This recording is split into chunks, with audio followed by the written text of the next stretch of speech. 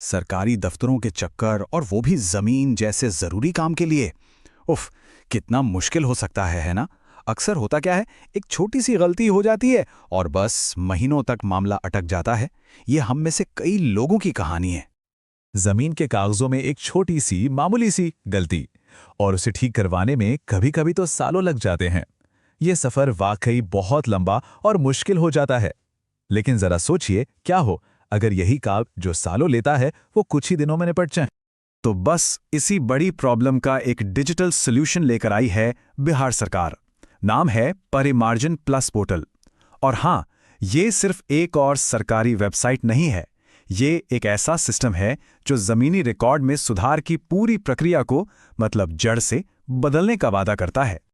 तो सवाल ये उठता है कि ये परिमार्जन प्लस पोर्टल आखिर करता क्या है।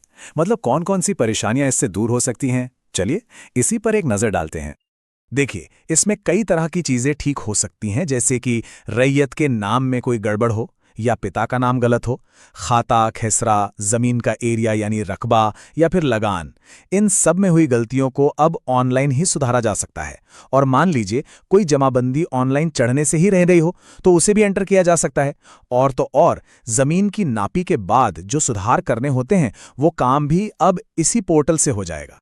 अब आते हैं इस पोर्टल की सबसे बड़ी और कह सकते हैं कि सबसे क्रांतिकारी बात पर। वो है हर काम के लिए एक फिक्स टाइमलाइन। जी हां, एक गारंटी। ये सिर्फ कोई खोखला वादा नहीं है, बल्कि ये तो एक तरह से लोगों के हाथ में दिया गया एक अधिकार है। तो ये टाइमलाइन है क्या? देखिए, अगर कोई मामूली टाइपिंग की गलती है तो उसके लिए सिर्फ 15 दिन। जो थोड़ी सामान्य गलतियां हैं उनके लिए 35 दिन।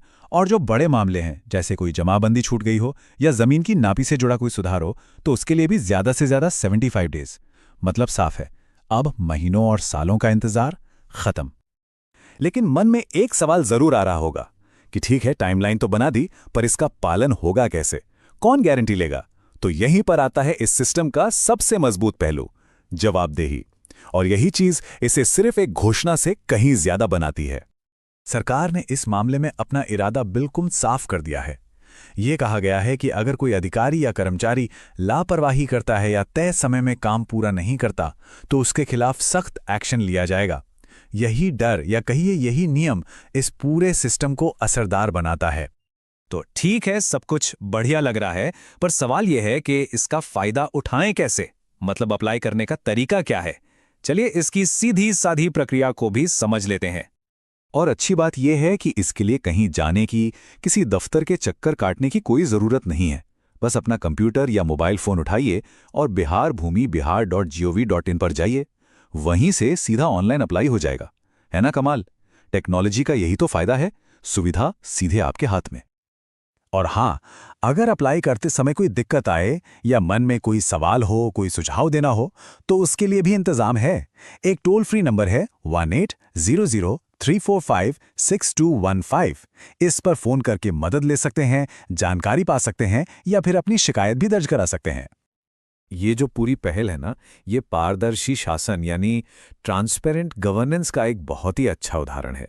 सोचिए, जब प्रक्रियाएं बिल्कुल साफ हों, टाइमलाइन तय हो और ये भी पता हो कि काम नहीं हुआ तो किसकी जिम्मेदारी होगी, तो इससे होता क्या है, सरकार और लोगों के बीच एक भरोसा बनता है। और ये परिमार्जन प्लस पोर्टल उसी भरोसे की तरफ एक बहुत जरूरी कदम है। तो ये पूरी बात हमें एक बड़े सवाल पर लाकर छोड़ देती है।